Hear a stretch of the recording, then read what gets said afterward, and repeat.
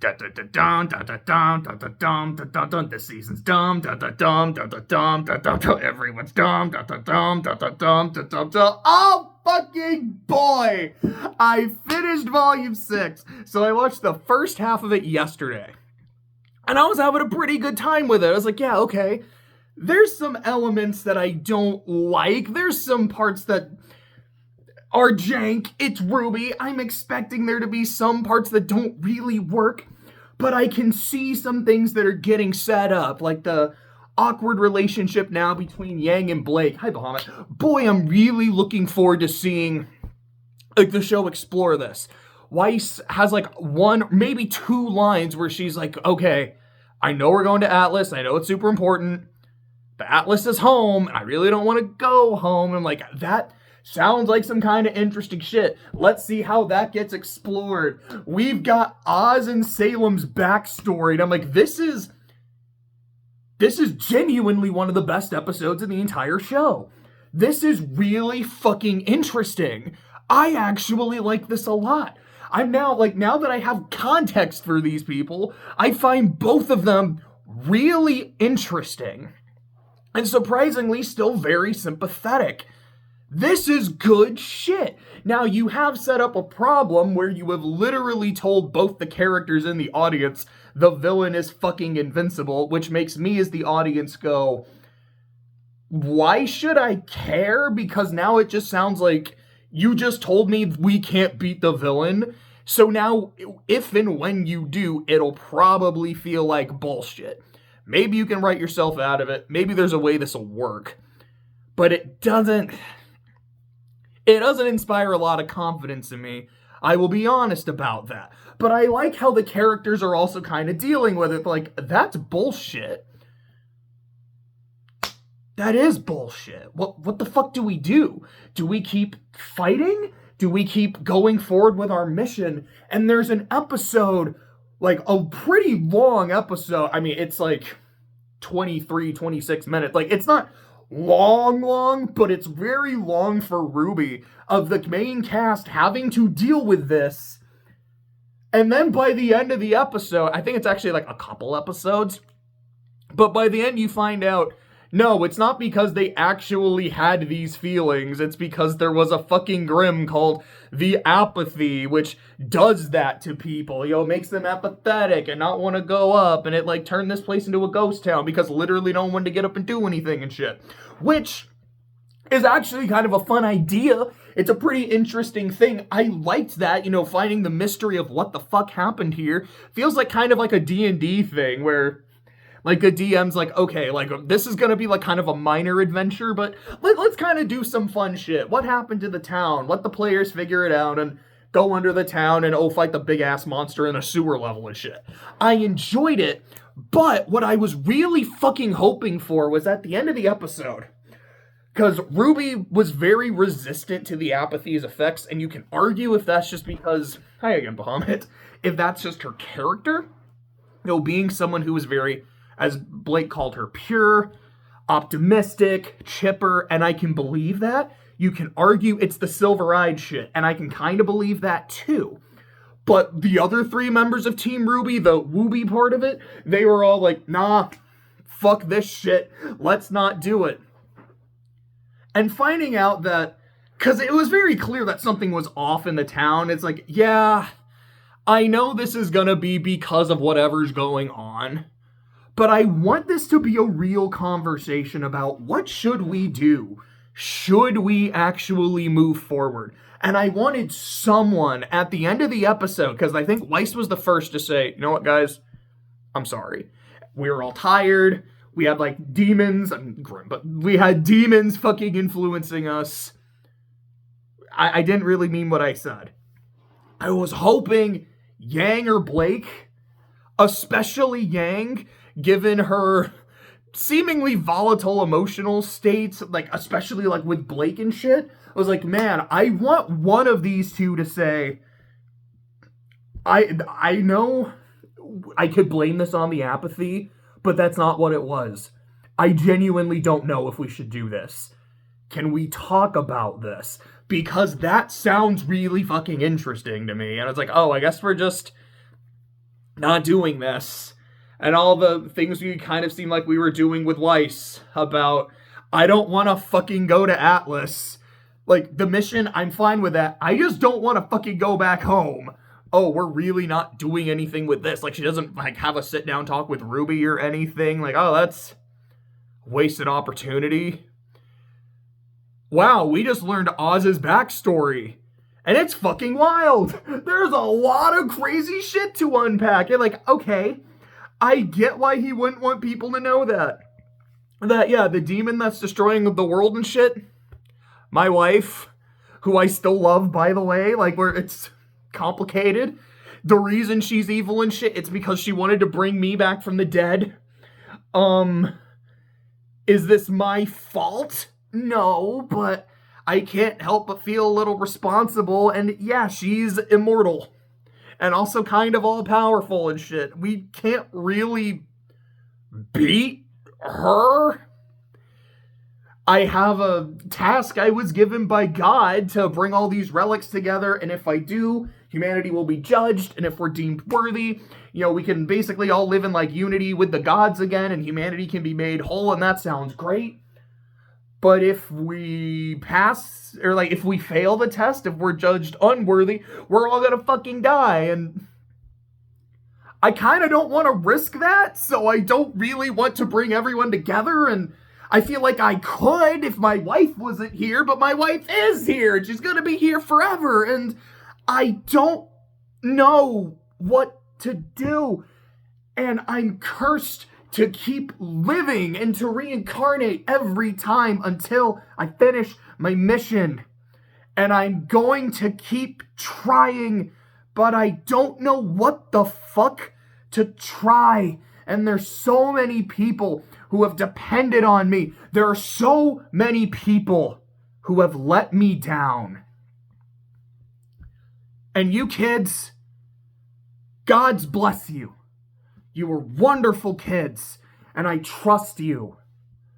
But do you have any idea how many people I have trusted, like Leonardo, who have turned their back on me?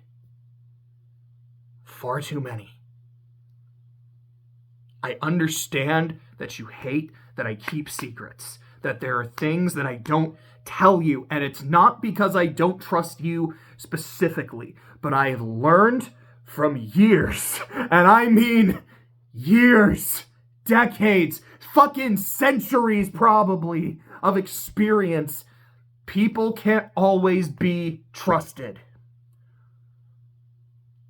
Understand why I keep things from you, but know I am trying my best. And when the secrets come out, you just feel how deflated he is. And I'm thinking to myself, this is far and away the most interesting this character has been the entire series, and I'm all here for it now. So of course, he's not in the rest of the fucking season. It's like, well, everyone looked at him and went, you didn't tell us any of this? You didn't tell us that we couldn't win? Fuck you, asshole. And Crow, his most loyal crony, his most loyal goon, his fucking Iago is like, you know, Ozpin, I've been through a lot of shit in my life.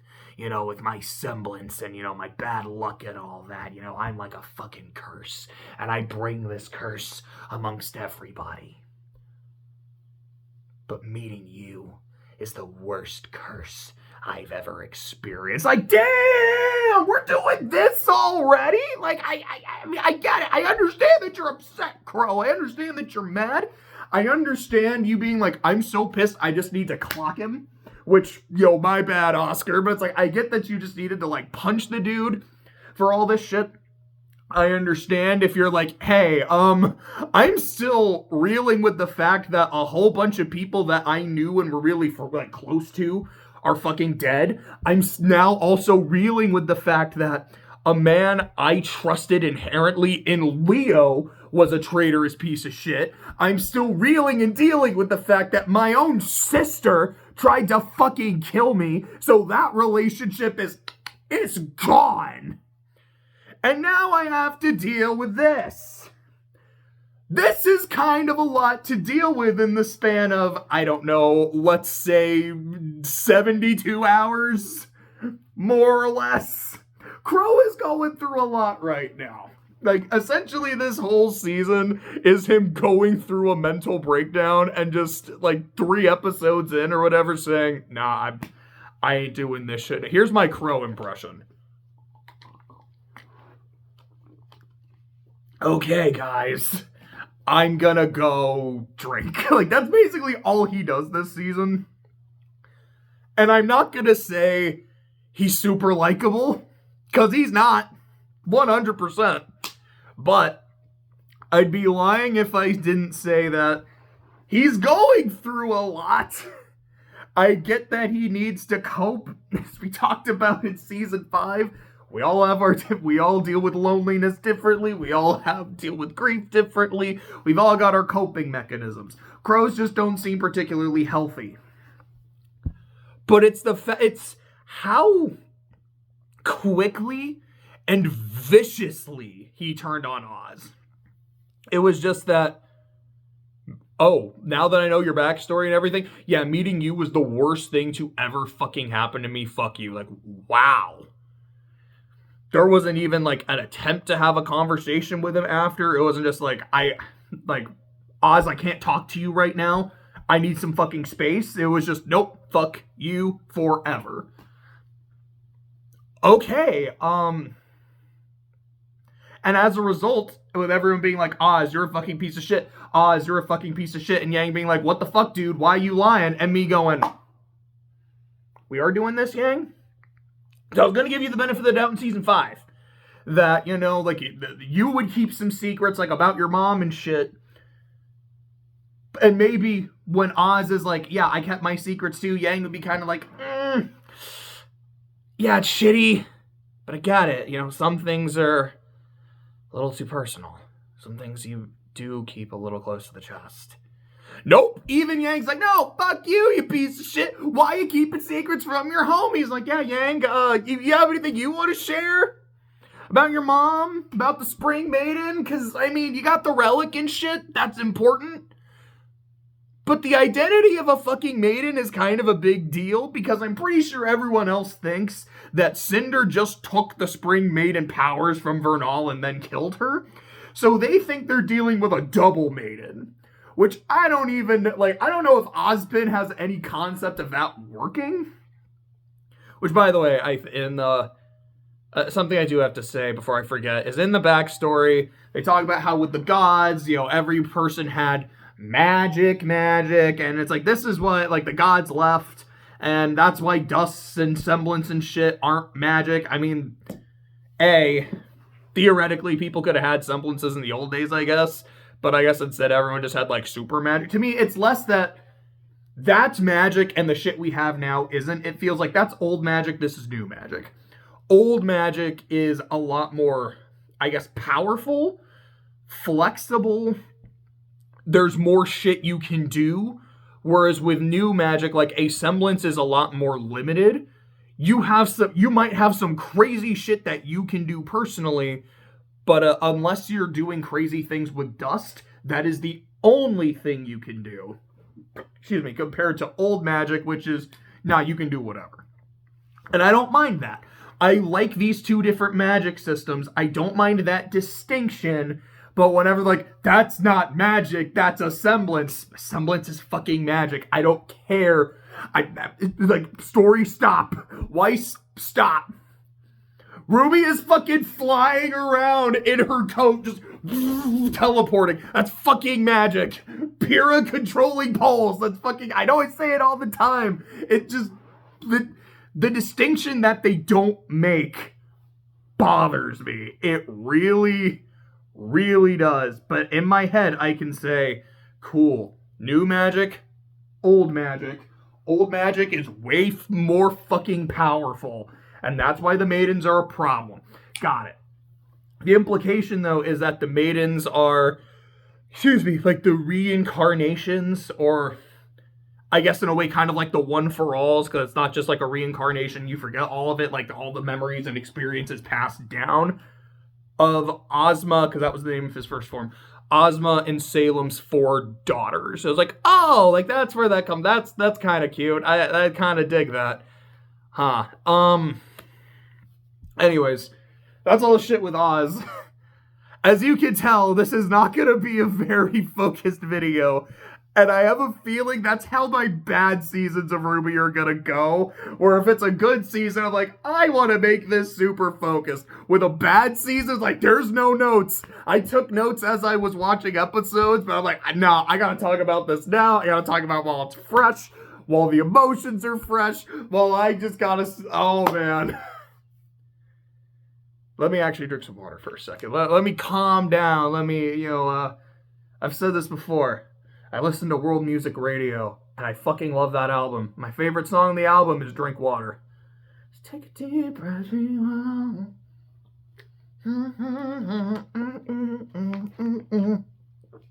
Alright. Took a deep breath. Drank water. You know that these streets are just loud. Calm down. So I feel like some of the really interesting shit in the season is not followed up on. Because you don't see Ozpin for the rest of the season. Because while he's in Oscar's mind, he, I guess, just kind of goes to, like, the very back recesses of the mind. Is like, I can tell that everyone's fucking pissed at me. So I'm just gonna leave the season, okay? Okay. Oh, well. Okay. That's it. Oscar. Are you going to really do anything interesting this season? Dealing with the fact that your identity and everything that you are is kind of slowly going to get eroded away and assimilated into the Ozma, Ozpin, Oscar. I don't know what the others' names are, but I assume they started with OZ or OS. Hey, hell, maybe even like an OCH? Asha or some shit? I don't know. No, that was the main character of Wish, but I think that was an A, not like an O. Anyways, point. Like, are you going to do anything interesting with that? Well, there's this one line where he's like, yeah, like, I kind of want to make the most of the time I have is me before I become them, but that's it. And it's not even, like, a really interesting line. He's just like, yeah, like, I'm cooking for everybody. Oh, okay, that's it? I mean, there's nothing inherently wrong with that. Like, Clay did a fuck ton of cooking yesterday on Thanksgiving. It was great. Another friend of mine, N7, like, did a bunch of fucking cooking today for his Friendsgiving. That was great. I think this is the first time in the series, which, granted, has only been 3 seasons so far with Oscar, that, like, it's like, oh, is cooking a thing you do? Because I don't know that. I don't know what your character is. I don't really care that your personality and your soul is going to be eroded and assimilated because I don't know what that personality and character is, dude. You're just kind of there. He's so bland. And I want him to be interesting. I want the fact that he's being eroded away to feel like a fucking tragedy. That the relationships that he's building aren't gonna last because of that. Like, they'll still be there, but it's gonna be with Oz, not with us. That, like, the dreams that Oscar personally has, the things that he spent his life working toward, his passions, they might still be kind of there in the Oz conglomerate, but they're not gonna be there anymore. That's interesting shit. But none of it is ever brought up. So I'm like, I don't care about this character. It's why I didn't care about Ozpin for a good chunk of the series.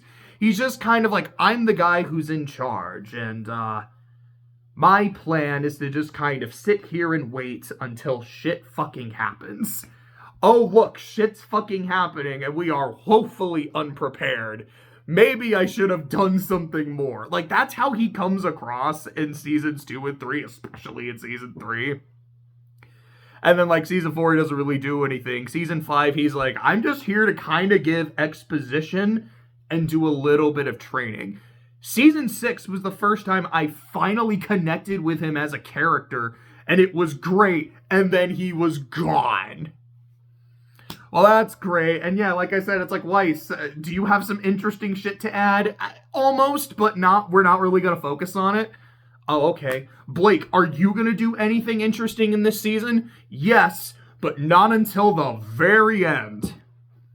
Okay, so this is just season 1 all over again, where Blake is like here, but she's not here until the end, where the show remember, fuck, we forgot to do anything with Blake. Fuck. Yang? Well, it's gonna be very clear that I still have my issues with Blake, and the fact that she ran and abandoned me, and even though I seemed more accepting of her at the very end of season 5, I'm still taking my time to heal. And I know we're gonna be okay. I'm not like super pissy with her, but it's still there. Okay. And then like I still have my Adam PTSD, and I'm still shaking in fights. And I'm not really gonna be okay until I deal with Adam. Okay, but I'm not really gonna talk about it. Like, the Adam thing is at least in the opening, and there's like a scene, maybe 2, I think it's just 1 scene before the ending. It's gonna put a Adam's Tauros-sized pin in the, it wasn't even the wall, it was in the ground, but this whole season's quality went, like, right down to the fucking ground. So it's a good place to put that fucking pin. Oh boy, I fucking hated this season. I'm so happy that I finally got to a bad season. Because I didn't like Volume 4, but I feel like Volume 4 it's boring, it's disappointing, but it's not like dog shit, which I've said several times. Season 6 gets dog shit. And notice I haven't said anything about RWBY as a character yet, because, oh boy, we're going to put another fucking pin in the ground. I can't wait to talk about RWBY. See, I don't know. I like RWBY as a character. She's been consistently one of my favorite characters. But I've noticed so far with both Season 4 and Season 6, the seasons when I don't like her as a character are when the show is bad. And oh boy, I don't know what season it's in, but I know there's a season where Blake and Yang become a thing. Which I'll talk about that here in a bit too, because like I've known that since I started my rewatch. And I know RWBY says some homophobic shit. I have not seen the scene. I'm like, I'll get to it when I get to it. I have no idea which season it's in. It's either 7, 8, or 9, so I guess I have some idea. I know she goes on, I don't know if it's like a full-on rant, if it's just something where she's like, that's fucking weird, but okay. I don't know if she like lets him have it. But knowing the person RWBY is, I'm like, that doesn't make any sense. And there's literally a scene here where they're hanging out with John's sister, one of his sisters, who's gay and has a wife, and they're like, oh, hey, that's my wife. Oh, hey. No one gives a shit. RWBY, the one who later apparently becomes super homophobic, doesn't give a shit. Because when I first heard about that scene, I was like, so that sounds super out of character for RWBY. Someone who, like, was trying to give a fucking friendship speech to, like, Cinder. No, not Cinder. Was trying to give one to Raven not too long ago. I feel like as someone who... I mean, it's not like she was, like, reaching a hand out to Torchwick and being like, hey, man, friendship and shit. But I feel like she's generally a very fucking accepting person. It's like, she's homophobic? Really? That doesn't sound right. Like, that sounds out of character. We now have a fucking scene where she's been exposed to homosexuality, but has expressed no fucking issue with it. So when that scene does happen, I get to call bullshit. And that's gonna be wild. I'm gonna have to talk about just that when I get to that episode. And it's like, I'm still on the season. Let me talk about this. This fucking dog shit. I don't know. We'll get there when we get there.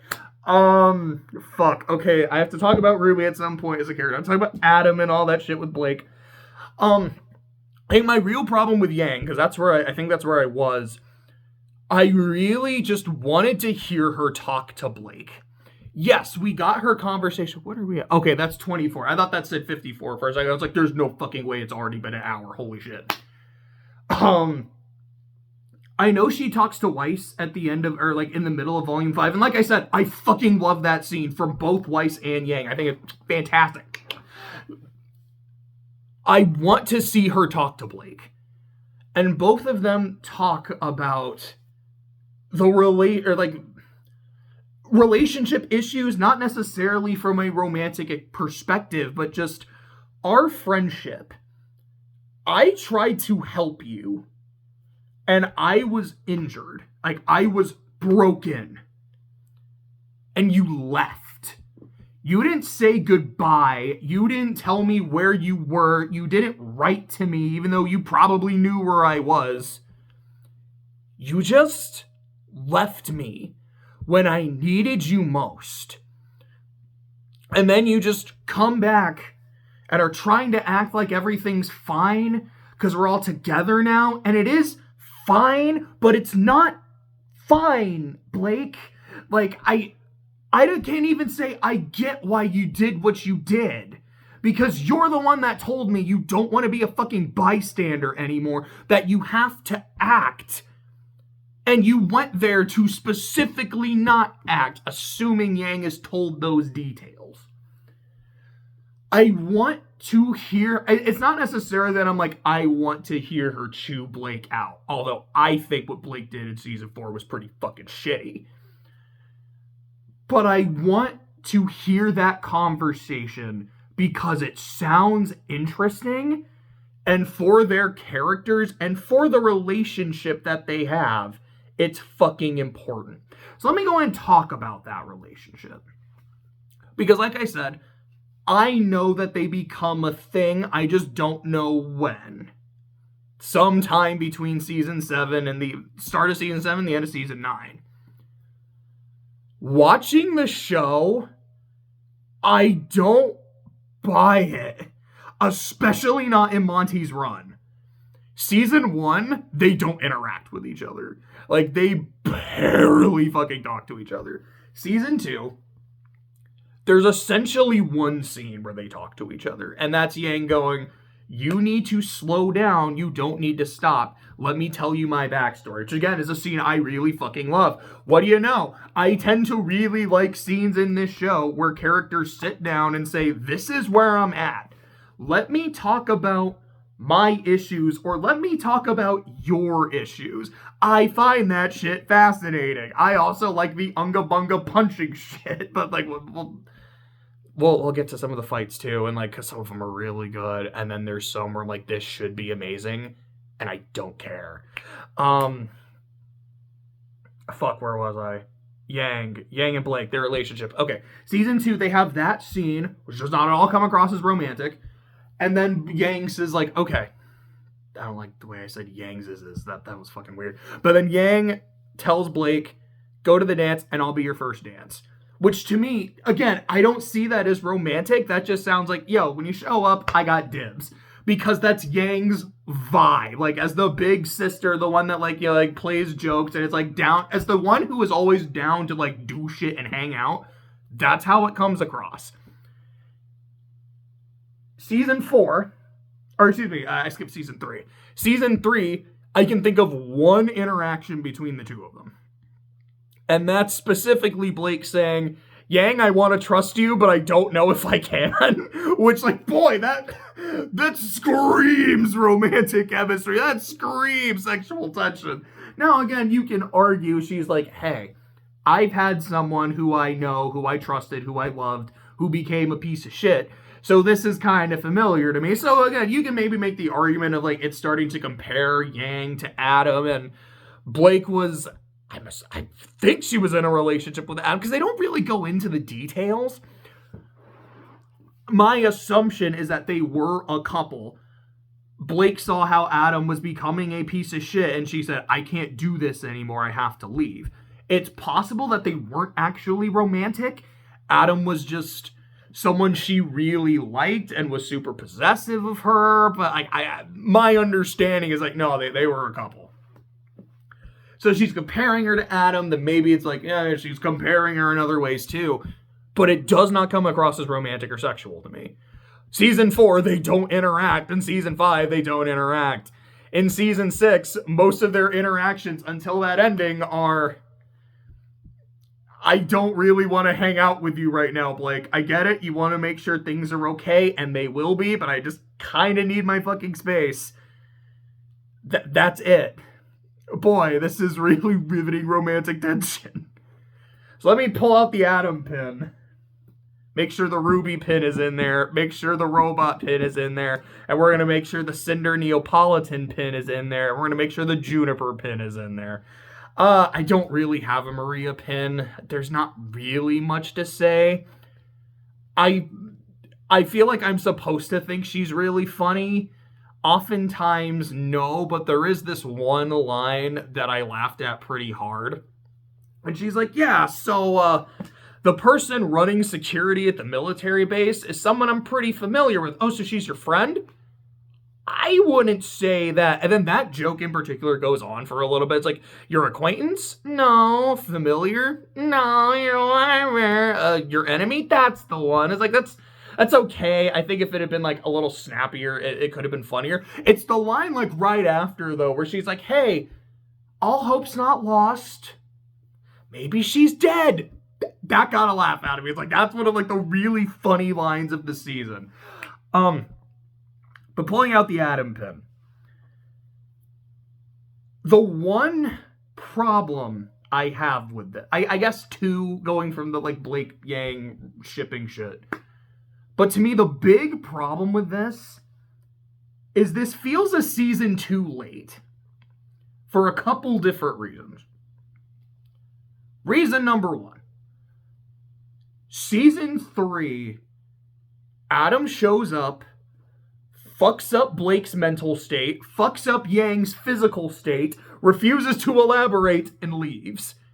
It's badass. Now again, like, I don't really like his voice acting there. I think it, like I keep saying, like, I think it sounds like too nasally to be like super badass, but the design I think is pretty cool. I mean, it's maybe a bit much with the mask, but I think it works.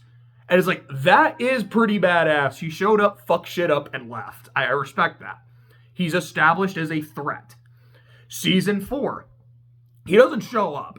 He might show up, like, really quick in, like, a flashback or a quick scene. But he doesn't show up. But his presence is fucking felt. Both on Blake and all the shit she's doing in the menagerie. And especially on Yang. And the PTSD that she is going through and working through with her father, which, as I have said, I think season 4 is not very good. I think season 4 is like boring as sin. And like the characters don't have a lot to do and a lot interesting to do. And Yang is the exception. Yang kills it in season 4. And Adam's presence, even when he's not fucking there, is a big part of that. Then you get to season 5, where Adam is a problem. He's like, I'm gonna go to, like, he is working with Salem, which, I mean, in a sense, he always has, but, like, he's not one of her droogs, but he is an important piece that they are working with. And they kind of make it clear that it's like, we're not just manipulating him and are gonna turn our backs on him. It's like, no. He's giving us shit that we need. We're kind of gonna hook him up, too. Now, if it's, like, completely not worth it, then, you know, like, fuck him, but we're not trying to be assholes here. Come on. So, you know, that's going on. You know, Blake is doing all of this shit with the White Fang. And Adam is directing people, like, from the sidelines. Like, from across the fucking ocean. So he's being built up, like, in the Salem storyline, in Blake's storyline. And with Yang from the end of season 3 and throughout season 4, you know she has to fight him to become okay. And I really love those touches in season 5 when Yang is in a fight and then her hand is just fucking shaking because she's still not okay. Then, climax. Everyone is here. Adam is even here. And Blake shows up with some people and Yang is like, I know she's also busy with other shit like her mom. But there's 14 episodes, and the Raven shit ends at episode 13. There could have been the fight with Adam in episode 14, where Blake and Yang now get reunited, and they get to fight him. And maybe Sun helps in this fight too, he doesn't have to. But Blake and Yang take him out. And essentially, the fight you get here in Volume 6 And choreography-wise, this fight kicks ass. There's so many different phases of it. There's like the skirmish with Blake and Adam on the radio tower. She's like swinging around trying to avoid him and shit. It's pretty fun. I think my favorite part of the fight is the second phase when she's running from him like through the woods and just like using her shit to like get onto trees and swing and like use her after images, thank you. Using her after images, like distracting me. He's like, you're running from me. I know what you're fucking doing. Like throws his sword knowing where she's gonna go and she like leads him away. It's essentially leading to a place where Yang can find her. That's my favorite part. And then she fights him for a bit more. Then Yang shows up and throws a fucking bike at him, which I liked that too. And I was like, okay, there's some more Symphogear shit. Like we're good, we're Gucci. And like, yeah, the part where Yang is fighting him and she is dealing with her fear, but she's overcoming it, is really fucking good. And then Blake kind of getting back in the fight, like, okay, me and my friend, me and my teammate, we're here together. We're fighting together, and we're not scared of you. And they fight him, and it's really fucking good, and they kill him. And the two of them doing it together and overcoming their shared trauma of this motherfucker is really good. And I liked finally seeing him without that fucking mask. And I really like his face. I like the fucking scar he has. And it almost looked like there were numbers written across his eye. And I'm like, what?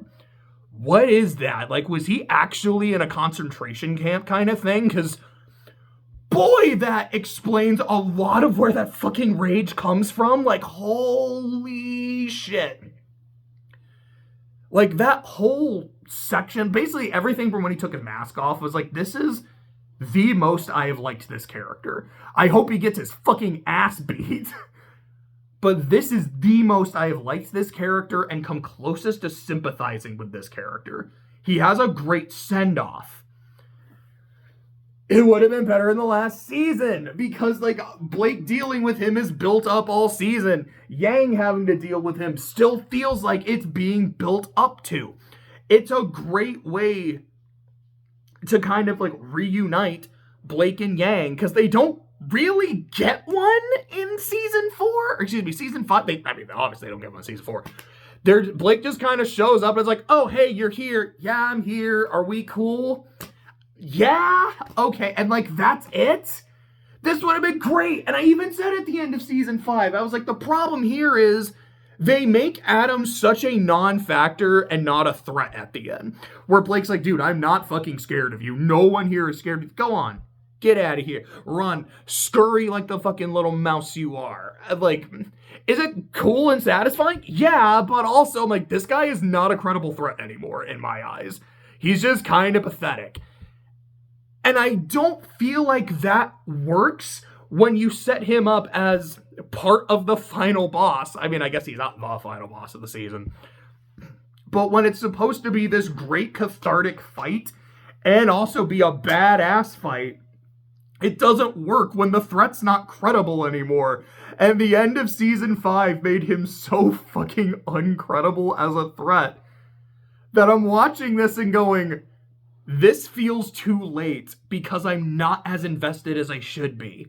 If you just cut this and paste it at the end of season 5 and like all of this happens at Mistral and Haven Academy, like I've talked about how much I really like season 5 and I think the Cinder Raven fight is like probably the best in the series, at the very least of the new like fight direction. No question, it's my favorite so far. And yeah, I'll be honest, nothing in season 6 really challenges it. That might, like, with that level of emotional impact, it might have really given that a run for its money. And I know I've pretty much said, like, season 5 is my favorite season. That would have given it even more cred. Because the way Adam is handled at the end, I'm like, it loses some points for me. It really does. Fuck, this would have been so much better. Why does RWBY as a show keep doing that? Where it's like Blake's whole arc in Volume 5 is what her arc should have been in Volume 4. I was like, this is good. It's just a season too late. And boy, like, it feels wrong and it feels fucked. Gah. But at the end of the fight and shit, they're like holding hands and whatnot. And I'm like, so is this supposed to be Blake and Yang now becoming a thing? And it's like, yeah, like we're we're together again, and like I promise I'll never leave your side. Like I feel like now I'm supposed to be seeing this as romantic, but they've had almost no chemistry throughout not only this season, which if they actually talked about it would have been really good, but they don't, but like most of the fucking show. And a lot of the fucking show has also been like Blake and Sun, who really likes her. And there's like a part or two in season 3 where I'm like, okay, I think she likes him too. And even when she says goodbye to Sun in season 6, like it seems like she's really fucking sad about it. And of course you can argue it's like, yeah, I mean, he's been with her for a long fucking time now. Like this is a good friend she's saying goodbye to. It's sad. Sure, but like I'm seeing the romantic undertones here. So it's weird seeing how it feels like for basically 5 whole seasons it's Blake and Sun, and then they were like, it really feels like that's how it was being written, and then a lot of people are like, so when are Blake and Yang getting together? And then the writer said, fuck. Oh, you alright, Bahamut? Are you okay, man? Did you almost like fall off the bed or some shit? Sorry, my cat got spooked, and it's not even like I said anything that loud that time. I don't know what spooked him. I think he's okay. I think he's in okay, Bubba. So that's Blake and Yang and Adam. I think the fight's great. It's the best fight in the season. It's just late. So now, let me take out the Neo and Cinder pin. Here's why I love it. Cinder might be just the best thing in the show. And I know I feel like I almost say that every season. I'm like, man, I fucking love Ironwood. He might be the best thing. And then last time I was thirsting over Raven and I was like, she might be the best thing. And I think even in like season 2 and 3, I was like, Neo and Torchwick fucking kill it. So it's... Notice how it's never the protagonists. Like, I remember watching the Ozpin Salem backstory episode and going, that might be the best episode in the show. And it had almost nothing to do with the main characters. And I don't know if that's an unfortunate coincidence or if that's a fucking problem. And I think it's a fucking problem.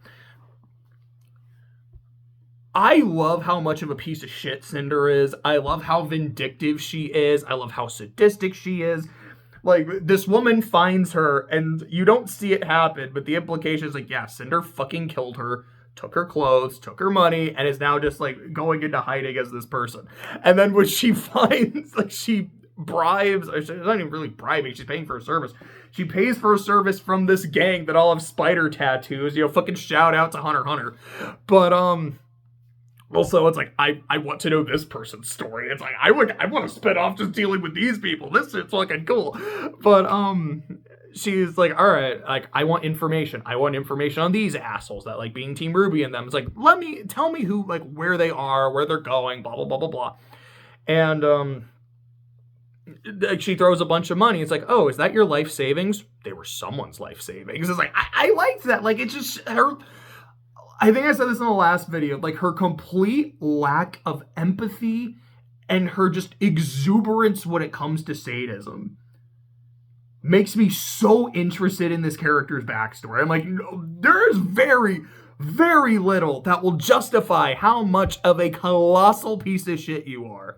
I want to see the show try. I don't think it'll pull it off. I don't know if they're ever going to try to make Cinder sympathetic, but like, you're going to have to jump through a lot of hoops to do that.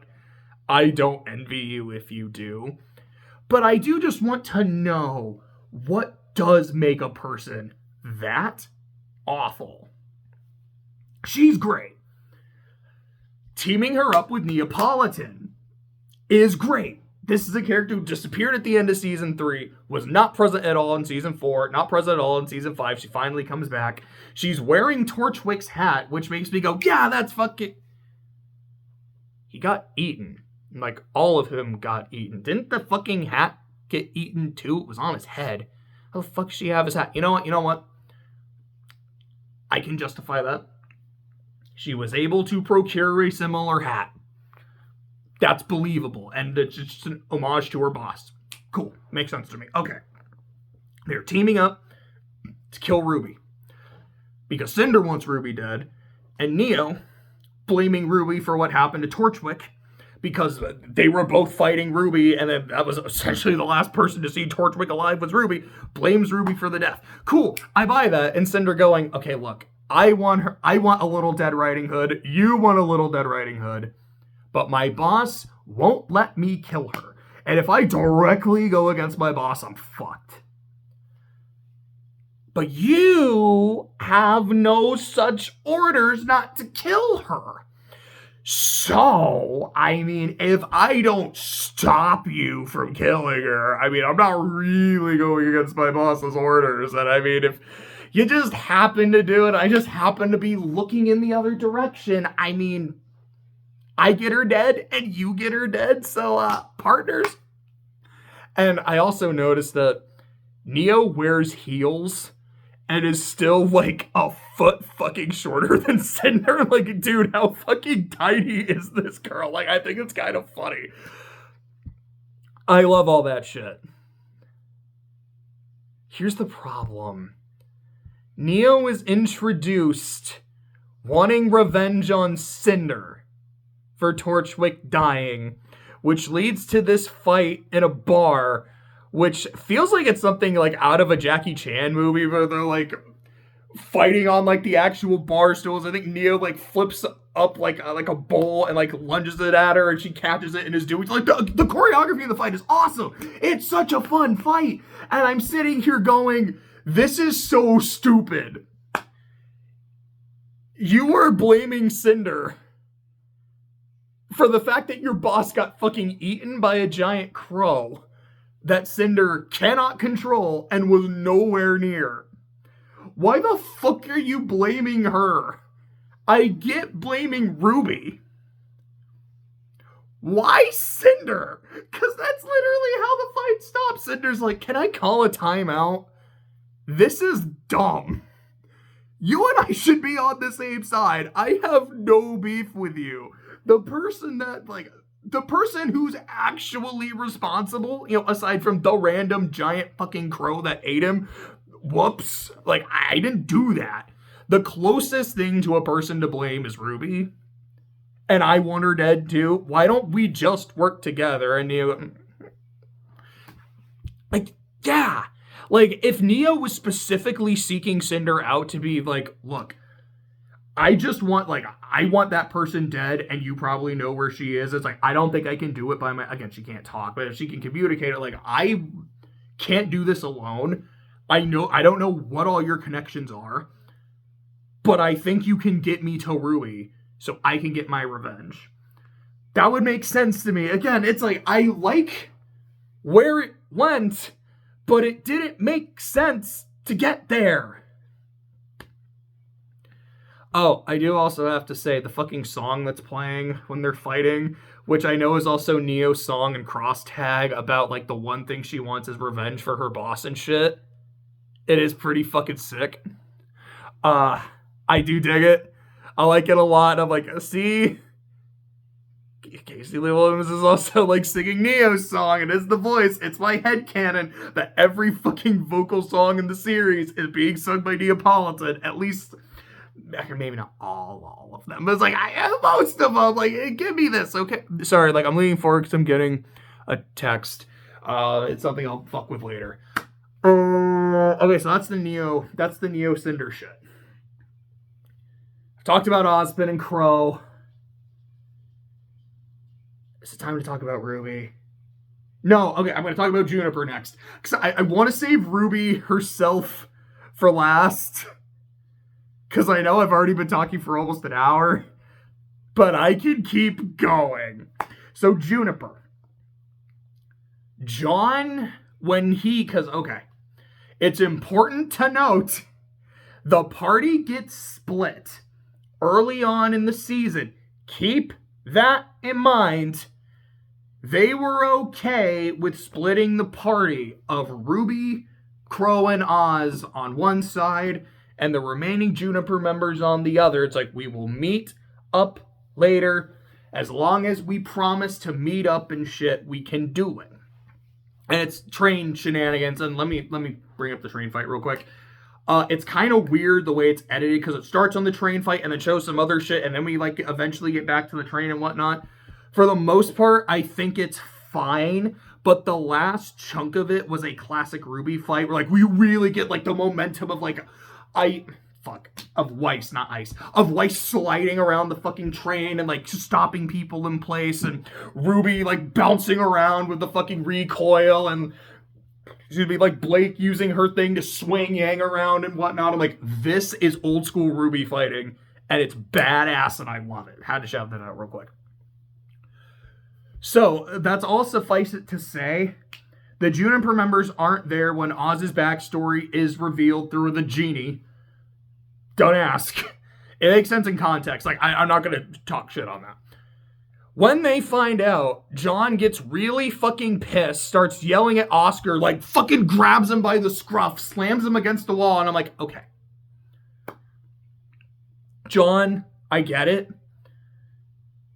You, especially now, 100% blame Oz for what happened to Pyrrha. Because if he hadn't told her all of that shit, you don't think she would have died. You're like, my friend died because she got caught up in all this bullshit that was way above her pay grade. And she had a massive fucking pay grade. Now that I know you never had a plan, it was all just, let me survive and delay the inevitable because I can't actually beat the final boss. And that's why she died? Yeah, fuck you. Like, I feel like his complete disdain and distrust in Oz, it feels more organic to me than Crow's. I understand Crow being pissed and like, I need to punch you and need to not talk to you for a bit. But Crow essentially going, you are literally the worst thing that's ever happened to me in my life. And a bunch of my friends died and like my sister essentially disowned me, but this is worse. And not trying to talk it out with Oz at all. I'm like, yeah, it feels like I don't mind where you got to. I think you got there a little too quickly. John, given the happened with Pyrrha, I think makes a lot of sense. But the scene where he finds that statue of Pyrrha, where it's like, oh yeah, this is where she went to school before Beacon. This is where she did all her training. And man, we fucking loved her here and everything. Like, it's a damn shame. And like the person that he's talking to is not confirmed who she is, but like it's Pyrrha's mom. I really like that scene. Like, John can do some things that annoy the hell out of me. Tapping the RWBY-sized pin. Hint, hint. But he does have some really strong moments. Then you have Nora and Ren, who, being Nora and Ren, don't do a lot. Ren, in particular, is kind of forgettable that he's here. Nora is there to just kind of like shout things loudly, and most of the time I don't think they're that funny, if I'm being honest. Like, I like Nora a lot in the early seasons. No, because I like her a lot in season 4, and then season 5 she just didn't really do too much, and season 6 is like, it's just not working for me right now. But the scene where she and Ren find John by Pyrrha's statue, and they're like, okay, John, we need to say this now. We heard what you said when you were fighting Cinder. You know, about how, you know, your life doesn't matter. It's our lives that matter. And like, you'll die for us 10 out of 10. Don't you ever fucking say that again. You are our friend. You're as valuable to us as we are to you. We've lost a friend. You're not the only one that lost Pyrrha. We lost her too. Don't you dare fucking leave us as well. Don't you ever imply that you are not important. Okay? I loved that. I sincerely did. Like, I've been talking shit about this season for 54 minutes. That was good shit. Really, really liked it.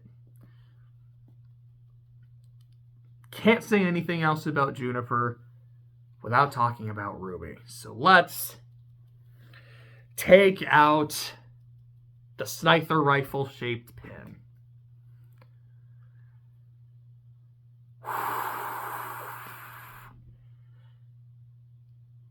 The first half of the season, I thought RWBY as a character was great. There's this scene in the first episode when they're talking about going on the train and shit, and she's like fucking smiling with her, like doing this little dance. I'm like, that is fucking adorable. I need a gif of that, and I don't have it, but like, I need a gif of that. That is fucking precious. That is like a perfect reaction gif when you're like really happy.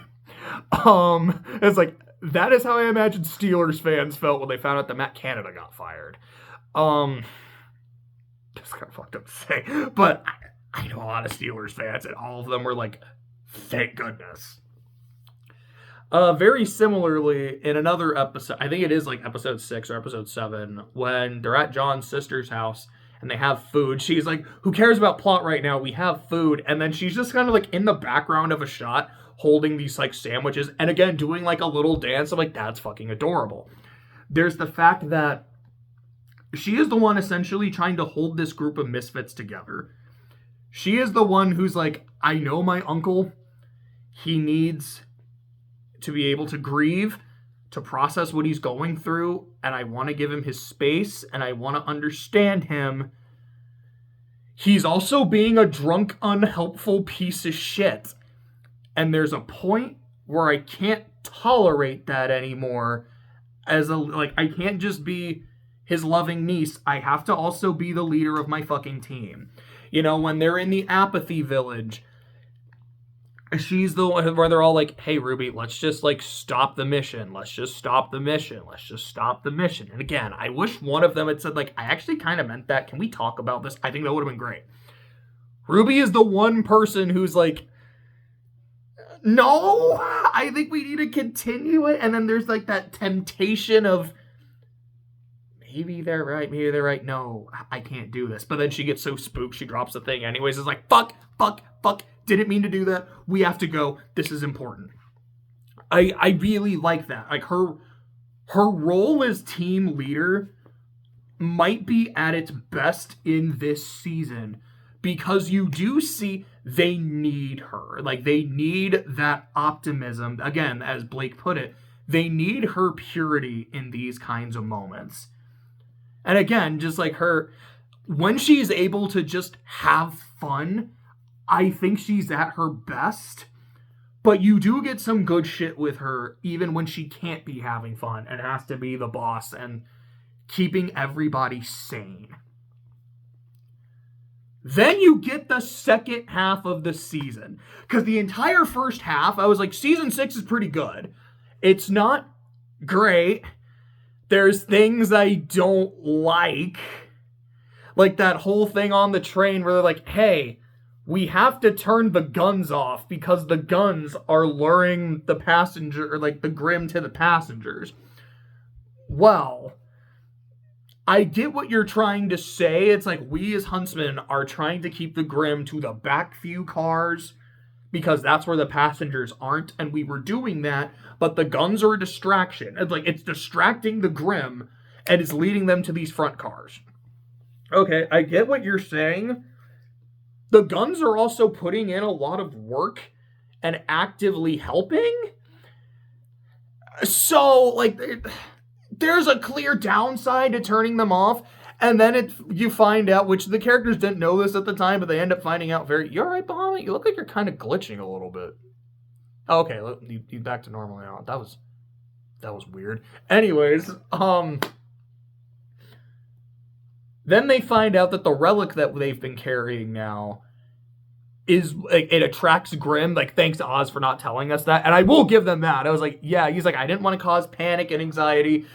Sure, that's a pretty fucking important thing to know, though, dickhead. I will 100% give the main character, even Yang with her secrets, I will give them that one for sure. You get one. That one's free. They find out that's like, oh, that's the reason that the Grimm were attracted to that passenger car. It's not the guns, it's the relic that was there because Oz was in that fucking car. And then the dude that, like, they've been like, hey, asshole, Cole also kind of has him, like, by the scruff, like, hey, asshole, why don't you fucking turn the guns off? Like, you're hurting the passengers and shit. It's like, actually, not really. Oh. And they don't really say anything. They don't really apologize. They're like, that's I didn't come across as super likable there. Like, the way they treat Ozpin, Crow especially, I'm like, you're not coming across as super likable here, but it's not, like, awful, and we're kind of setting up some potentially interesting conversations that it turns out we don't really follow through on, and man, I'm happy to see Cinder and Neo together. It doesn't make sense the way it's written, but I still like it. Let's see what we have in the second half. What they're trying to do is get to Atlas and hide this relic along with the other one. Because they're like, Atlas is the safest fucking place. And the person running security, I don't remember her name, it was like Cardozo, it was something close to that, basically tells them to fuck off. And it's important to note what she actually says. Again, it's not line for line, but it's essentially, number one, hail Atlas. It is the best nation in the world, and every other nation's shit. Number two, Atlas has closed its borders. So we don't want, like, we need to get into Atlas. No, you don't need to get into Atlas because we've closed our fucking borders. People are treating Atlas like shit because of what happened in Vale, and it's not our fault. And if the world wants to make us our enemy, fuck the world. Number three, that's why Schnee. Her family is an incredibly important part of Atlas, and she's been missing for a while. Miss Schnee, if you would like to come with us, we will take you back to Atlas. We will escort you. Because we know who you are. We don't know them. We're not going to take them. But we will take you. If you don't want to come with us, that's fine. That's up to you. But know that this conversation is over. Okay. So from there, and this is why the Juniper pin is related to the Ruby pin. It's like, it's we're going to get to the first Ruby problem.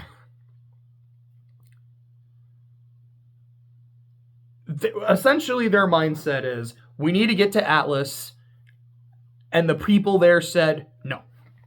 The people at the gate said, What the fuck do we do?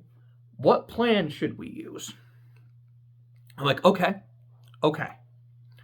Let's think of some plans. Plan number one, contact Ironwood. Earlier in the season, Crow wrote him a letter, and he's like, hey, we might get there before the letter does. I don't fucking know. But it's like, option one, can you write a letter to Ironwood? Because now you're pretty close to Atlas, theoretically, that could get delivered to him. Like, do you know how long the delivery of that would even take? I don't know, but is that something you can do? Can you write him? Excuse me. Can you call him? Because y'all have phones. I'm assuming, it's not even that I assume Ironwood has a phone. We've literally seen him with a phone. You think Crow doesn't have his number? Like, I imagine, like, there's some shit, like, I can only tell you in person, but Crow should be able to fucking call him and be like, James, there's some shit going on. Are you able to do that? Like, is there email in this universe? I don't know. It's like, can you call him? Can you text him? Can you email him? Can you write him a letter? Literally, how physically far away is Atlas? Like, yeah, you can only get there by airship, or because it's like in the sky and shit, but can Crow fly there? Like, genuine question. I don't know if that's in his range. If it's not, cool, off the table. But it's like, and like, Crow, we know you're kind of drunk right now. It's like, could you sober? Like, could you fly there? Like, could you fly there and deliver a letter? Like, if need be. Or not, I guess, like, but they don't try that. They don't try at all to get in contact with Ironwood. It's just, hey, can you let us pass? No. Okay. So I'm like, okay, if we're not doing that, what about contacting Winter? She works directly with and, like, under Ironwood. She's pretty fucking important in Atlas. She's also Weiss's big sister, who was established in Season 3. She's very close to. Like, there is a little bit of that, dignified Schnee, like, we We can't be like hugging and noogieing in public kind of shit, but also very clear they love each other. Weiss would have her sister on fucking speed dial. Weiss isn't trying to call her sister and be like, yo, this is what's up. At least to some degree. She's not trying to write her sister. Again, like, she can't go and tell the guards in the military base who are like, hey, Miss Schnee, like, we can take you home. Couldn't she go like, hey, could you do me a favor? Could you get me in contact with my sister? Like, because, like, maybe there is a problem with the, with, like, the cell service, because I don't know how good the cell service is. Like, I would assume you could call someone from Argus if they're in fucking Atlas. Maybe you can't, but it's like, can you guys, with your communication network, get a message to my sister and let her know whatever they want to say? And hopefully either Winter can come down and we can do this shit, or she will talk to Ironwood for us and get him down and do this shit. They don't bring that up at all. The fact that we've got the fucking rainbow connection with Schnee over here. There's the Yang connection, because if you remember in season 4, Ty specifically says, he's like, dude, I was going to pull some strings to get you a new hand. I didn't even have to do it.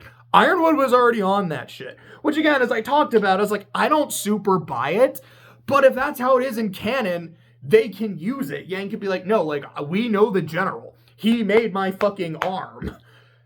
Can you, like, do me a favor for, it's like, hey, like, I want to send him a message. Like, I want to be able to thank him for what he did for me. And then maybe sneak something in there. Be like, hey, actually, it's like, well, one of the reasons we're here is like, yeah, we have Weiss, but also, you know, I want to give, like, a report on this arm and how it can be used in military training, or, you know, like, as a supplement to people, blah, blah, blah, blah, blah. It's bullshit, but it's something they could do. They don't talk about that either. They don't try to use that avenue either. I think there was other thing I thought of. It was like, okay, like, could you do this? Could you do this? The big one, though, is you could have Weiss accept the offer. You can have Weiss say, yes, take me to Atlas. And while there, get a message to Ironwood, who often meets with her father, so she would have access to him, and get in contact. She can specifically say, hey, don't take me directly to my father in the Schnee Dust Company. Can you please take me to my sister first? Like, literally, again, like Cordova, whatever her name is, even says, like, I am going to send a pair of, like, my best men to escort you there.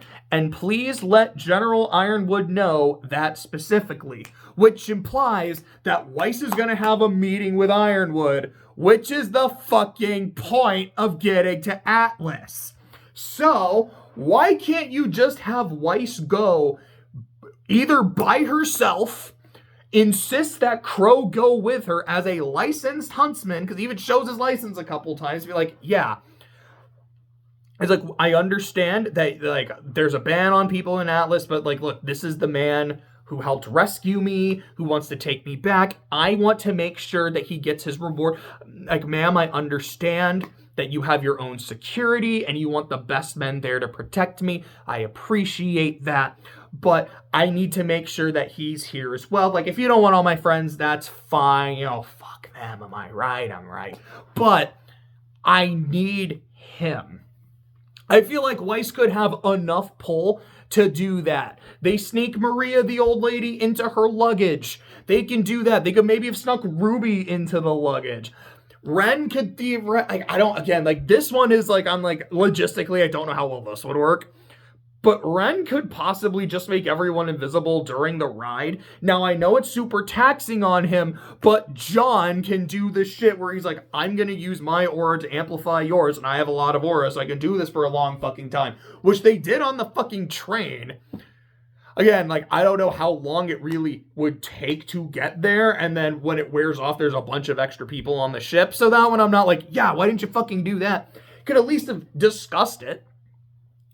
And to be fair, this is the only one they fucking discuss. Is, yeah, why don't we just send Weiss? And RWBY shuts it down immediately because she says, no, we're not splitting the party. We made a promise not to split the party. Remember when I said earlier in the first episode with the train, they fucking split the party and it was okay? Well, now it's not. Because she gotta keep her fucking snow princess with her, I guess. And it's like, I get it. We're besties, like we're friends. We finally got together. We don't want to break up again. But this is actually like fucking important. And if Weiss can get this message across, and it's not even an if, because like, yeah, like she's going to meet with Ironwood. Like the fucking person in charge is like, I want you to tell the general how well I treated you. So she's gonna fucking meet with Ironwood, especially if she brings Crow with her. And again, I feel like she has enough pull to at least get Crow on there. But no, RWBY shuts it down because she doesn't like that option and doesn't think of anything sane. Because it's like, here's some sane shit you could have tried. But John Boy, who in her phone is listed as a Vomit Boy, and I saw that, and I was like, that's kind of mean, but it's pretty fucking funny. Vomit Boy is like, guys, I have a plan. Let's steal an airship. What? My plan is let's steal an airship. And Weiss, being the one not stupid person in the room, aside from Crow, is like, no, that's illegal because we're stealing. That's illegal because it's fucking terrorism. Like, you can't steal, like, logistically, you can't steal from the military. But also, you can't steal from the military. That's bad. That's stupid. There's a reason. The reason Atlas has closed its borders is because they don't trust anybody right now. If we go onto the airfield and steal an airship, why would they trust us? We're making ourselves look so suspicious. No one's listening to me. Which isn't even argue that hard. But it's like, no one's listening to me. Okay. And Crow, who was like drunk off his ass, barely sober, is like, okay, guys, like, I know I've been like a Debbie Downer all season and I'm not sober. This is dumb. Don't even discuss this. This is a stupid fucking plan. And RWBY has the gall to tell him, fuck off. And that's not why I use the word gall, because I feel like, no, with all the shit she's had to deal with from him this season, she's justified in telling him to fuck off. It's not that she just says, like, dude, you're not helping, you haven't been helping, if you have a better plan, please share it. If not, let's discuss the options. That's fair! No, what she says is, we've been doing things our own way all series, and we haven't needed an adult to bail us out before. So we're gonna do things our own way and either shut up or get aboard the hype train. I need to take a deep breath, drink water. Know that these streets just loud. Calm down. RWBY, I made a list. And I don't have this written down right now. So this is from memory.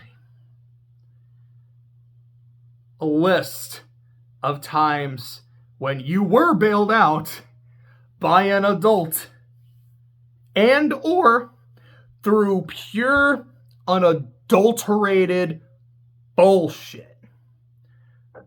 Excuse me. I will begin. Episode 1. when you were fighting Torchwick on the roof, and the fucking Fall Maiden was there, which you didn't really understand at the time. You didn't have context. Now, with hindsight, you would have fucking died if not for Professor Goodwitch showing up and bailing your ass out.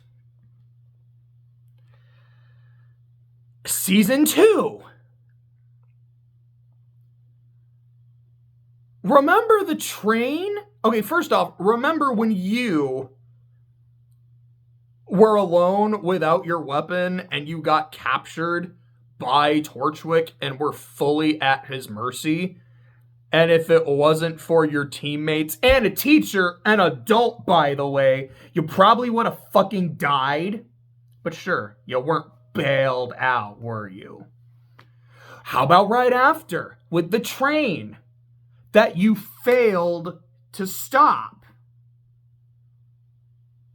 Now, I guess the adult in the room didn't bail you out because you still weren't successful, but it's not like your way got the intended results.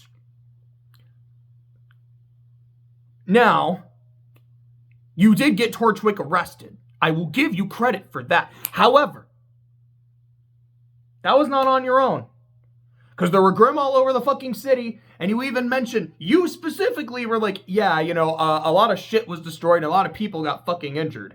So, do you remember how that went down, by the way? It's not just because you failed. The only reason you were able to get that corralled is because there were other people there, including adults, which even includes the fucking Atlas military, bailed you out. But you've never been bailed out by an adult, have you?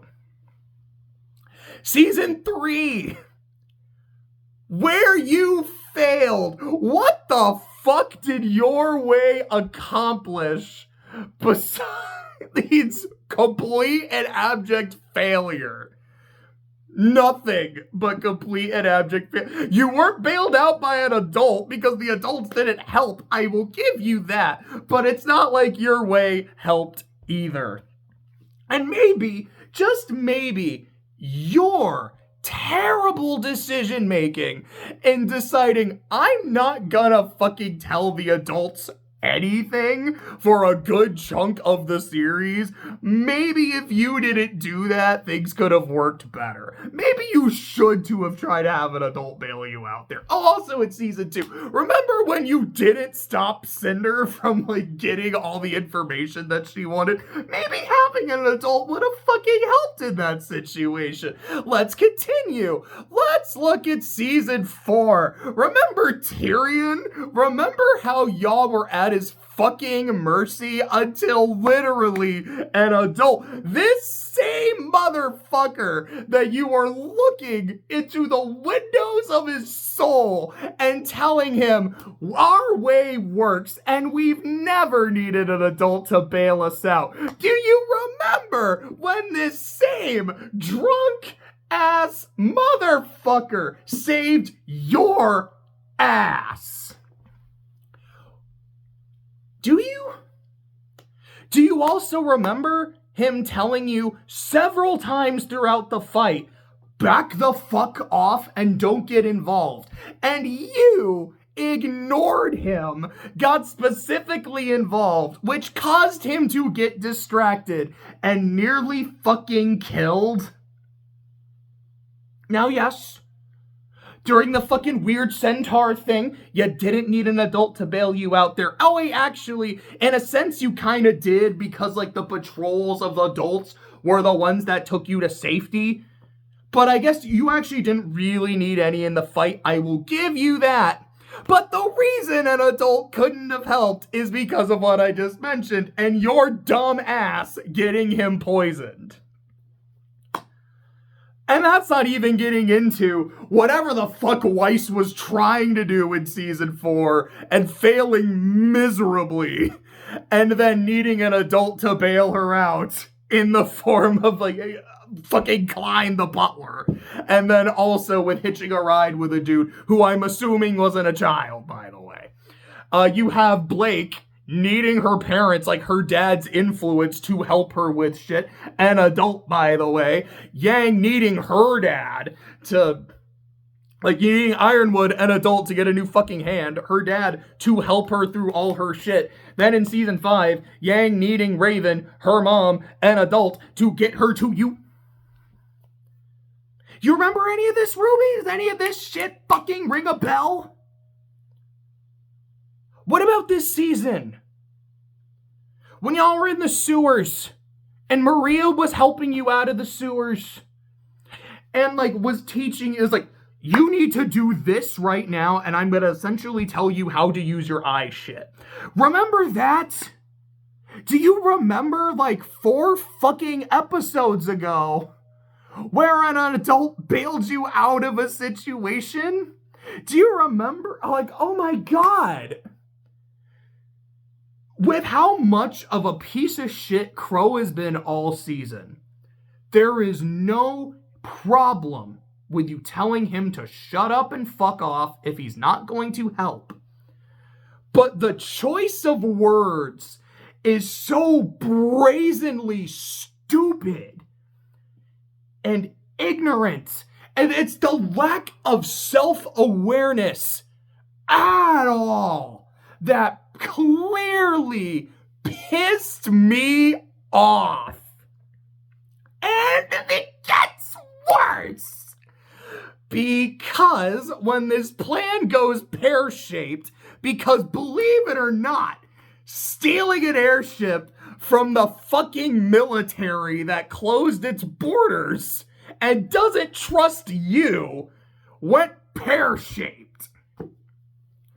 And granted, it is important that I say the Cordova lady, in deciding to use the giant mech as a true show of force, definitely overreacted. Now, if she had said, like, yeah, I'm going to send some fighter jets to shoot them down because they're hostiles who've stolen our shit, 1000% justified in anything she did. Anything that happened in Team RWBY, that is on them for being fucking stupid. The mech is definitely too much, and I will not argue with that. So they fight a mech, which should be cool, and on paper it is, but I'm like, this is stupid. Like, you had so many other things you could have tried to do. Again, just sending Weiss, like, we're going to be separated for a few days, but it'll be worth it. Like, again, you did with Team Juniper. But no, we can't do that because, no. Okay.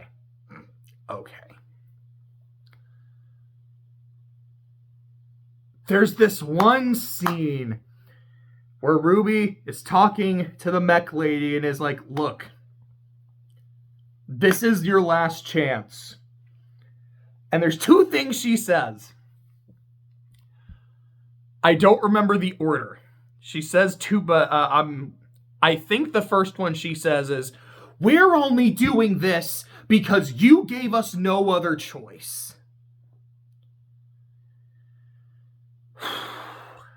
Take a deep breath. Drink water.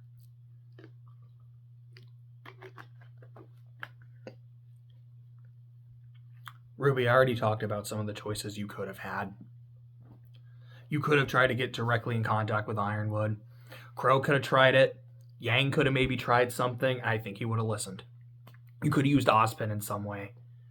I know he's not here right now, but he got his cane. You could do something with that. Even still, Oz could have maybe come back for that and be like, look, let me talk to James real quick. I think he could have. Weiss could have contacted Winter, and I think that would have worked. I really think that would have worked. But you can't look at that woman and say, you gave us no other choice, when she literally said, we will take Weiss. That was a choice. And it's a choice that would have fucking worked, because Weiss would have made it to Ironwood. And once she gets to Ironwood and is like, this is what we know. It's like, first off, like, everyone else is over there. Like, your underlings were a bit too good at their jobs and not letting Crow through and shit. Can we go do that? Because there's some things you need to know. I don't think I'm the right person to tell you them. You need to hear them from Crow or Ozpin. And Ironwood being Ironwood, who again, with the shit with Yang, very clearly has a respect for Team RWBY, earlier in season 4 showed a clear sense of respect for Weiss. Not even factoring in the fact that Weiss's big sister is working for him. And like they have a very strong relationship. Ironwood's gonna say, Crow's trying to get in and Oz is with him. Oh my god, I need to get to you guys immediately. Fill me in on everything. You had a choice, and that one was specifically given to you, and you, Ruby Rose, said no, because I don't wanna. You cannot say you gave me no other choice when you were given a choice that was reasonable and from both sides honestly logical and would have worked out. This is on you. All the shit that's happening right now is because of you and your stubbornness. So that pissed me off. And then, like 2 sentences later, again, has the gall to say to this woman, we have been like told no and opposed by people much bigger than you, and all of them have failed. Ruby, did you watch the end of season 3? Where the villain succeeded? Where nothing you did seemed to impede them at all? How the fuck did they fail? Did you watch the last season? What the fuck did you do that was successful? Okay. You got the relic. You did. You achieved your mission. But answer my question. What the fuck did you do that was successful? Because that was Raven. That was Raven when Cinder approached and said, you're going to work for us or else. And Raven said, cool. How about a third thing where I make y'all fight each other, and then when it's just you and me, I kick your fucking ass. And that's what happened. You guys didn't beat Cinder. You didn't even fight Cinder. Like, the only person that fought Cinder from your party was John, and he got his ass kicked. Remember when Weiss almost fucking died? Like, did you kill any member of Salem's entourage? No. Okay. Did you arrest any member of Salem's entourage? No. Okay. Did you flip any member of her entourage? I keep wanting to say Satan and not Salem. Like, no. Okay. So you did not beat anybody in this fight. You didn't capture them. You didn't kill them. You didn't make them see the error of their ways or anything. And if it wasn't for Raven being one of the best things in the show, this entire plan of yours would have went to shit. Because you guys were just lured into a trap. Again, your way. Good shit. You got bailed out by Raven being the smartest person in the room. What the fuck do you mean your enemies have failed? That people much bigger than her have stopped you and failed? Your team's entire track record is nothing but failure. And I don't mind that. A team of inexperienced kids up against the odds and always coming up short, but getting better and understanding we can't do this alone. We need friends. We need adults who are more experienced. But growing along the way and getting to the point where they can, sorry, my nose is getting super fucking itchy, where we can stand on our own and back up the shit we talk. But you're not there yet. But you're acting like you are. And it's really undeserved. And it's grating as fuck. Not the voice acting of it. I think the voice acting's good, but just The writing there was so fucking grating, and it gets worse. It gets worse. Because after they beat the giant robot, which as soon as it shows up, John's like, they probably have that to fight massive fucking Grimm that come out of the water. So as soon as they beat the giant robot, a massive fucking Godzilla Grimm comes out of the water. Do you remember what attracts Grimm, by the way? There's two things. One is negative emotions, so things like panic, unrest, fear, like seeing an Atlas ship being attacked by other Atlas shit. And again, a lot of that's on Cordova too. For using the fucking mech for this. Not all this is on Team RWBY. Or RWBY herself. But even if she did just send like the fighters or shoot the missiles, people still would have been seeing that shit. It's like, hey, one of our ships is like being attacked by our other ships. What the fuck is this? Which would have led to panic, unrest, distrust, and fear. Which would have brought a fucking Grimm. Also, the relic attracts Grimm. So either it's there because of the negative emotions that you're causing, or it's there because of that thing on your waist that attracts them. Either way, yeah, this is on you, and you're the ones that destroyed the weapon that would stop it.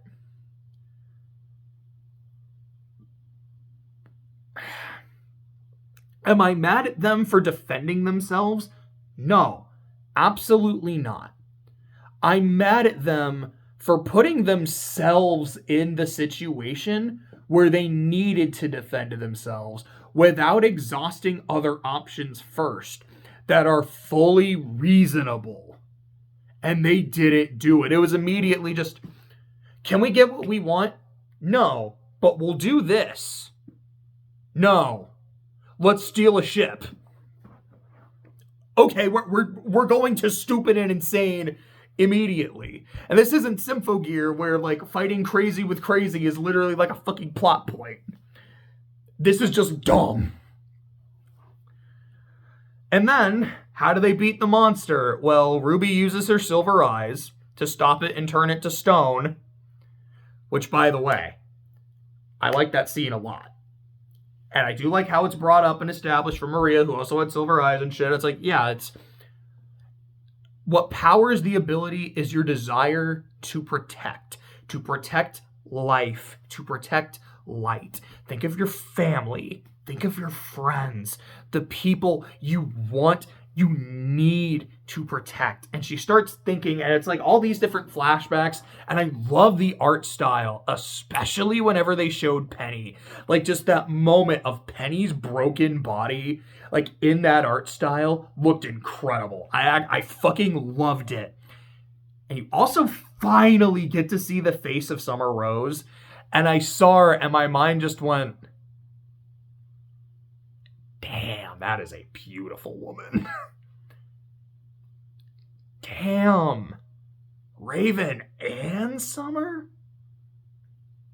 Ty, my man. It's like, I couldn't lie. I was like, damn, she's gorgeous. Holy crap. But anyways, RWBY activates it and turns the thing to stone. Good shit. Like, okay. Look, kiddo. I know I've been really critical of you these past, 20 minutes, 30 minutes, I don't even know. But you're usually one of my favorite characters in the show. And as mad as I am for all this, at least you were able to take care of the problem. Oh my god, it's fucking breaking out of the stone. Even RWBY's super bullshit power, which by the way, bailed her out at the end of season 3, I'll have you know. It wasn't an adult that bailed her out, it was just pure bullshit. But it's like, it didn't even work. And then what happens? Cordova in the mech shows up and Giga drill breaks it. I was like, okay, I get now seeing it, the design of this thing almost kind of looks like the Gurren. It's a different color. It's using a drill. There's no way this wasn't a Gurren Lagann reference, which I love Gurren Lagann, so I appreciated it. It's like, what do you know, RWBY? You just got bailed out by an adult.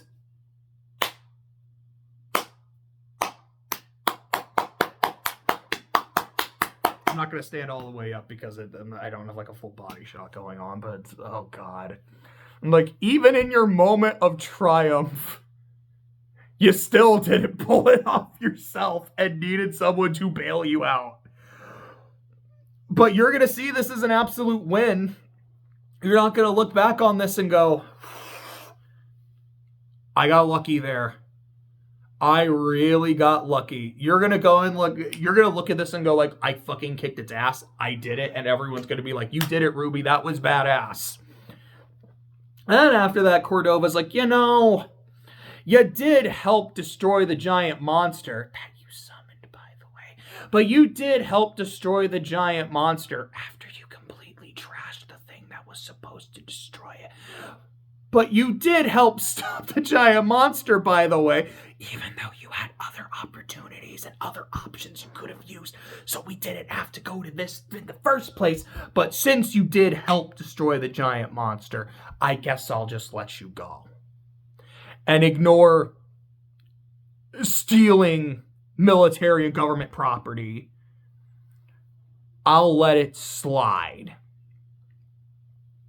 So they're being rewarded for their stupidity, their stubbornness, and their failure.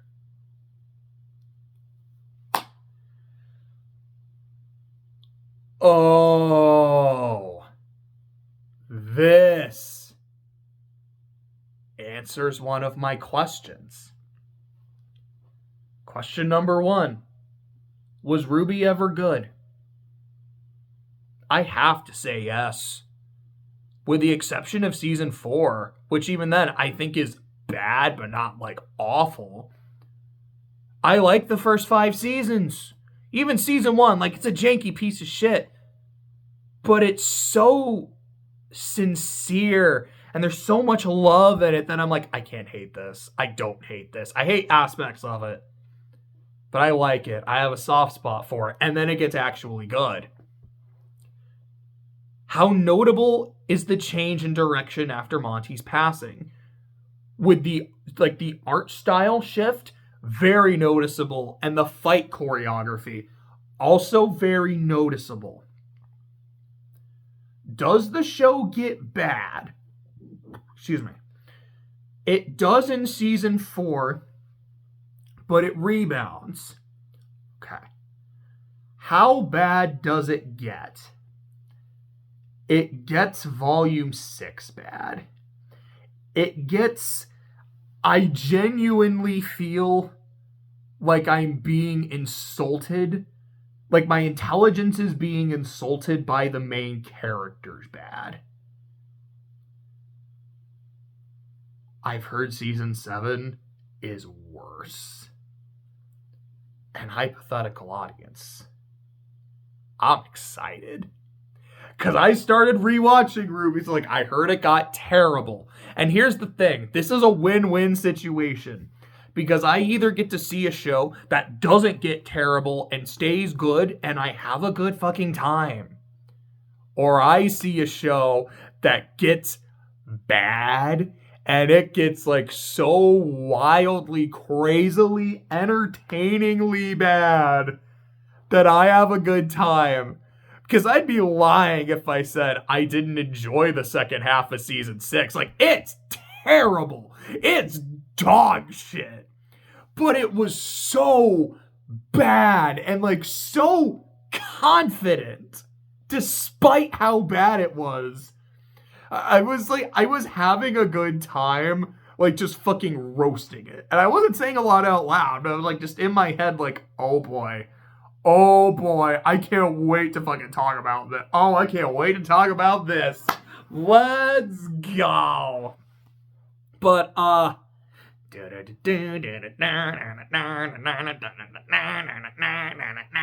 I'd never heard this opening before. It's dope. I really liked it. This was, like I said, this was all new territory. I'd seen, like, clips and shit, but I hadn't actually seen any of these episodes or heard this opening. At least the opening was still really good. That was volume 6. It is easily, no question, the worst one yet. and I don't think it's even bottom of the fucking barrel. I'm like, no, I've heard season 7's worse, and season 8 might be worse than that. I don't know. I've heard season 9 is like it gets better. We'll see, because maybe I'll watch it and be like, no, I actually kind of like season 7 and 8. We'll see. But I'm excited. I think I'm just gonna binge season 7 tomorrow. I don't know if I'll also make a video on it that day like I'm doing now. Like, if it's a bad season, I probably will. I'll just be like, guys, season 7's so bad. I'm so happy.